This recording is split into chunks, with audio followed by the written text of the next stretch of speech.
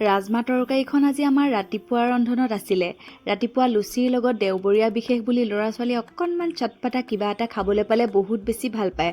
অৱশ্যে ৰাজমা খালেও ভাল বাৰু স্বাস্থ্যৰ পক্ষে, ভৰপূৰ মাত্ৰা প্ৰটিন থাকে নহয়নে? যোৱাকালি ৰাতিয়ে ৰাজমাখিনি তিয়াই ৰাখিছিলোঁ। ভালদৰে ধুই লোৱাৰ পিছতে 2টা আলু আৰু এচামুচ নিমখেৰে 2-3টা চিটি লগাই ল'ম।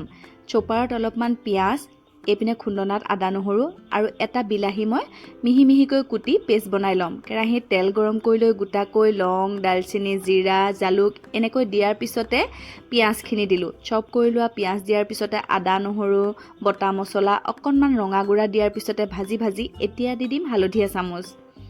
আটাইবোৰ দিয়াৰ পিছতে প্ৰায় 1 মিনিটমান সুন্দৰকৈ ভাজি লোৱাৰ পিছতে দি দিলোঁ এতিয়া বিলাহী বটা। বিলাহী পেষ্টটো দিয়াৰ পিছতে এতিয়া ভাজি ঢাকন মাৰি প্ৰায় 2-3 মিনিটমান সুন্দৰকৈ মছলাখিনি সিজালৈকে ঢাকন মাৰি থৈ দিম।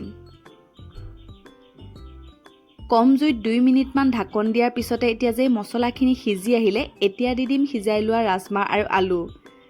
ৰাজমা আৰু আলু দিয়াৰ পিছতে আৰু অকণমান সময় মিডিয়াম টু ল' কৰি ভাজি থাকিলোঁ।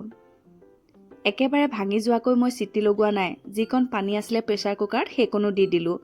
5 মিনিটমান ভাজি লোৱাৰ পিছতে এচামুচ ঘি দিলোঁ আৰু অকণমান সময় লৰাই লৈ ধনিয়া পাত আছিলে তাৰো অকণমান কাটি দিলোঁ। পৰিৱেশন কৰিব হ'লেই। ৰাতিপুৱাৰ যদি এনেকুৱা আহাৰবোৰ পায় ল'ৰা ছোৱালীয়ে খুবেই বেছি ভাল পায় নহয়নে? আজি দেওবৰীয়া বিশেষ বুলি লুচি ঘুগুনি আছিলে, আপোনালোককো বোলো পৰিৱেশন কৰি দেখাই দিওঁ। ৰাজমা তৰকাৰী নিশ্চয় সকলোৱে একেধৰণে বনায়। মইনো কেনেধৰণে বনালোঁ তাকেহে আপোনালোকক দেখালোঁ।